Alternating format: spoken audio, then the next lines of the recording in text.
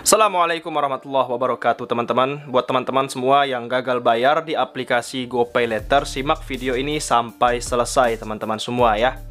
Jadi begini pengalaman gagal bayar GoPayLater sampai 2 tahun tak didatangi DC, tapi imbasnya jadi begini. Simak video ini teman-teman ya. Penggunaan PayLater memang menggiurkan. Bagaimana tidak, kita bisa mendapatkan barang namun dengan keadaan uang yang terbatas. Namun perlu diingat teman-teman semua, perlu diingat kalau kita memang memakai PayLater itu sama saja dengan berhutang. Sesuai dengan peraturan masing-masing platform, PayLater memiliki jatuh tempo, bunga, dan denda keterlambatan masing-masing dari setiap PayLater dari aplikasi manapun ya, baik Kredipo, Akulaku, yang mana Akulaku sudah ditutup oleh pemerintah ya, Akulaku PayLater. Jadi GoPayLater jadi salah satu merek PayLater yang banyak digunakan oleh banyak masyarakat yang ada di Indonesia. Tapi berbeda dengan yang lainnya, GoPayLater tidak menggunakan sistem tagihan secara angsuran. Jadi melainkan GoPayLater ini menggunakan tagihan dengan melunasi tagihan setiap tanggal terakhir tiap bulannya. Agaknya hal inilah yang membuat banyak yang membagikan pengalaman telat bayar hingga gagal bayar di GoPayLater. Jika Anda memiliki pengalaman yang sama, mungkin bisa belajar dari pengalaman orang ini teman-teman. Dalam sebuah forum Kaskus, seseorang bertanya soal penagihan GoPayLater karena ia penasaran bagaimana jadinya kalau tidak membayar tagihan GoPayLater.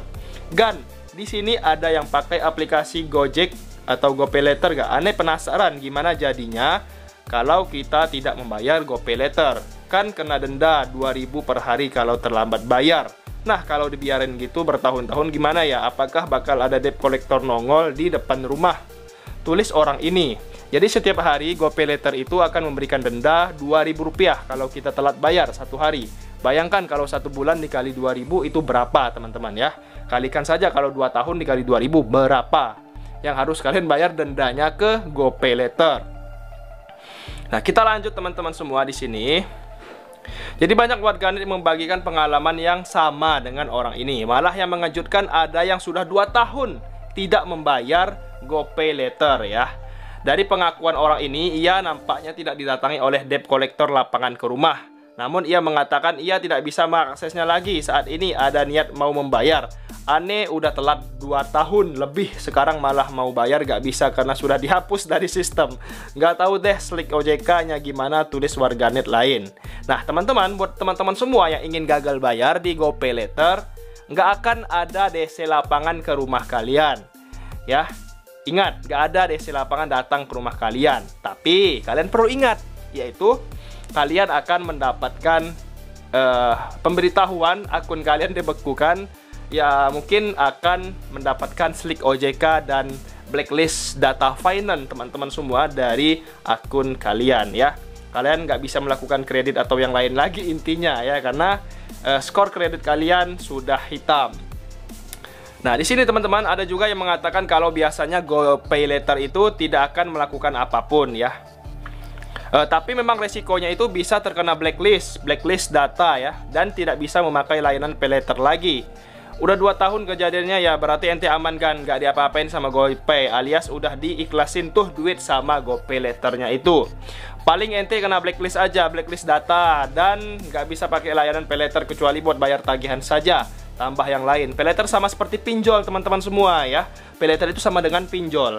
Jadi PayLater itu kan kita bayar kemudian. Jadi sama juga dengan pinjol, yang kreditnya dicatat di BI Checking atau slick OJK. Jadi meski kalian didatangi penagihan lapangan atau debt collector, satu hal yang pasti adalah skor slick akan jadi jelek ya. Data kalian akan slick OJK walaupun kalian didatangi oleh DC lapangan untuk menagih.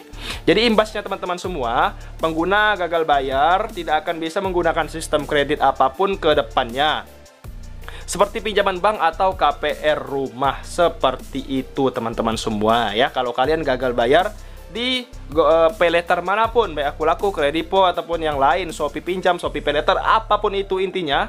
Nah di sini kepala institut dari Departemen OJK juga berkata, Agus Sugiarto mengatakan begini teman-teman semua, memang PayLater memiliki sisi positif dan negatif. Jika digunakan dengan benar, PayLater justru bisa membantu alur keuangan rumah tangga orang-orang ya.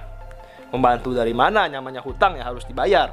Pasalnya kita tidak perlu mengeluarkan sejumlah uang sekaligus dalam jumlah besar. Justru itu akan meringankan keuangan atau cash flow menjadi terpelihara. Daripada sekarang harus bayar 1 juta bisa dicicil 12 kali tanpa bunga misalkan, atau 5 kali uang yang lainnya bisa ditabung. Nggak mengganggu tabungan atau investasi orang-orang, ujar Ketua Slik daripada OJK ya teman-teman, eksklusif saat diwawancara. Jadi kita tinggal membagi keuangan sesuai dengan kebutuhan, namun masih ada sisa uang untuk menabung atau berinvestasi. Jadi Pak Agus ini juga berkata teman-teman semua, kalau kita harus ingat kalau paylater itu sama dengan utang dan jangan disamakan dengan dana tambahan.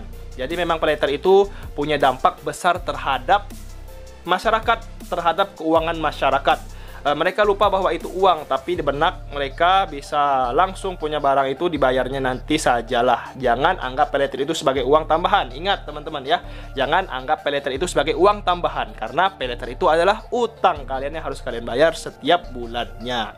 Jadi buat teman-teman semua, jadi paylater itu kan sama dengan utang, sama dengan kredit card ya, tapi tidak ada kartunya tutupnya. Namanya juga uang elektronik, pinjaman lah intinya, pinjaman untuk membayar barang-barang yang ada di marketplace yang lain yang bisa kalian bayar dengan menggunakan GoPayLater. Seperti itu teman-teman kalau kalian gagal bayar di aplikasi GoPayLater. Semoga informasi kali ini bermanfaat teman-teman semuanya. Jangan lupa subscribe, tonton video ini sampai habis. Terima kasih. Assalamualaikum warahmatullahi wabarakatuh.